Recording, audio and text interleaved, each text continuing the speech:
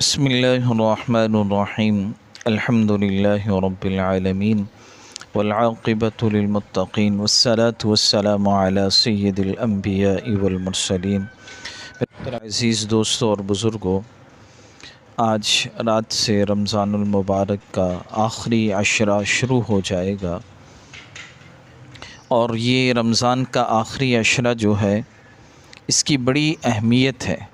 جیسے رمضان المبارک کی تمام مہینوں میں رمضان المبارک افضل ہے، اسی طرح یہ عشرہ رمضان کے پہلے دو عشروں سے بہت ہی اہمیت کا حامل ہے اور اس کی فضیلت ہے۔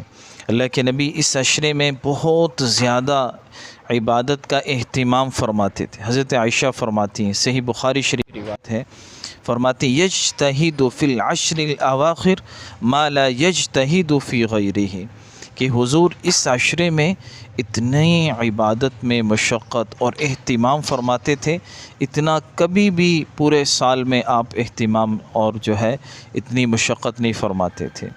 اور ایک موقع پر حضرت عائشہ فرماتی ہیں، اذا دخل العشر، کہ جب یہ آخری رمضان کا عشرہ داخل ہوتا تو حضور شد میزرہ، اپنی کمر کس لیتے، احیا لیلہ، ساری رات عبادت میں گزار دیتے، وہ ایقظ اہلا، اور اپنے گھر والوں کو بھی جو ہے اٹھایا کرتے تھے، خود ہی نہیں بلکہ اپنے گھر والوں کو بھی اٹھاتے تاکہ وہ بھی اس رات میں عبادت کر کے جو ہے اللہ کے قرب حاصل کر لیں اور اجر کثیر حاصل کر لیں۔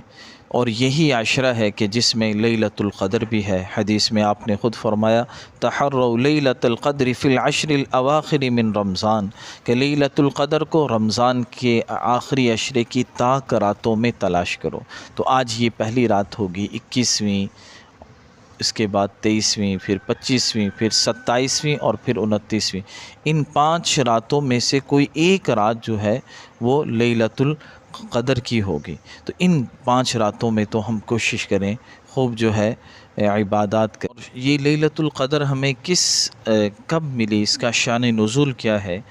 حدیث میں آتا ہے، حضور صلی اللہ علیہ وسلم نے صحابہ کے سامنے بنی اسرائیل کے ایک شخص کا ذکر فرمایا کہ اس نے 1000 مہینے تک جہاد کیا، اور اسی طرح صحابہ کو عبادت کے لیے ابھارنے کے لیے، ترغیب دینے کے لیے آپ نے 4 حضرات، حضرت ایوب علیہ السلام، زکریہ علیہ السلام، حزقیل علیہ السلام، یوشع علیہ السلام کا ذکر فرمایا، اور ان کے بارے میں آپ نے یہ فرمایا کہ انہوں نے 80 برس تک اللہ کی ایسی عبادت کی تھی کہ پلک جھپکنے کے برابر بھی اللہ کی نافرمانی نہیں کی تھی۔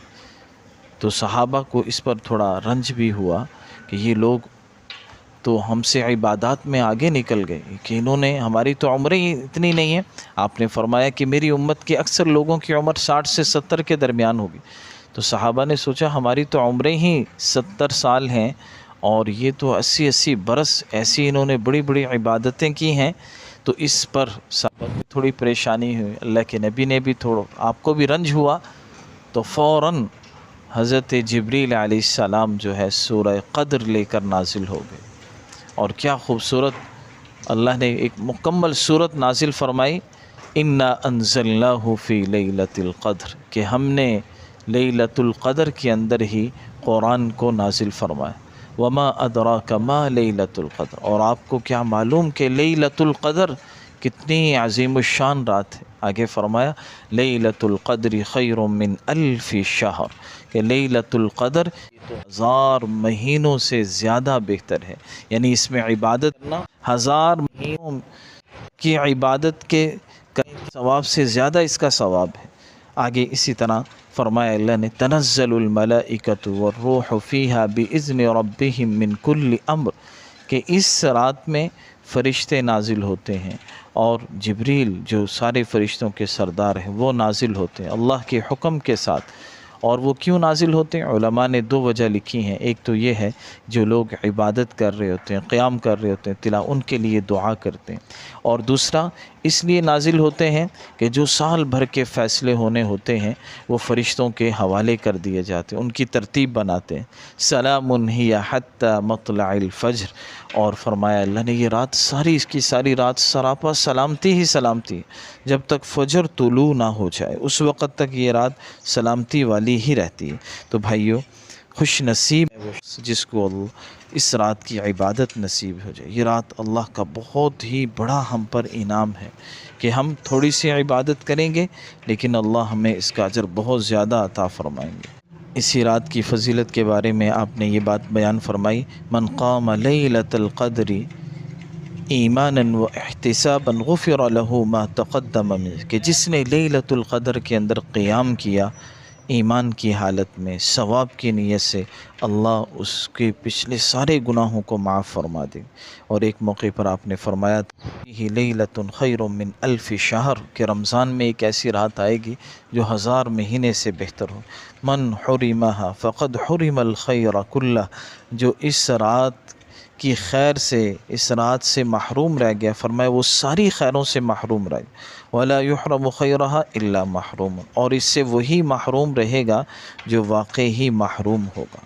تو بھائی ہم کوشش کریں، آج سے طاق راتیں شروع ہو رہی ہیں، گھروں میں مستورات بھی اپنی ان راتوں میں جو ہے قیام کریں، قرآن کی تلاوت کریں، عبادت کا اہتمام کریں، اعتکاف میں بیٹھ جائیں۔ جن مستورات کے لیے آسانی ہو، عورتوں کے لیے اعتکاف تو بہت ہی آسان ہے کہ وہ اپنے گھر میں ہی بیٹھنا ہے یا اپنے گھر میں ہی رہنا ہے، اور وہیں بس جو ہے عبادات کا اپنا اہتمام کریں، اور جو ہے بس اپنے اس کمرے سے جس کو وہ اعتکاف کے لیے مقرر کریں گے، وضو وغیرہ استنجے کے لیے، اس کے علاوہ کسی اور کام کے لیے نہ نکلیں۔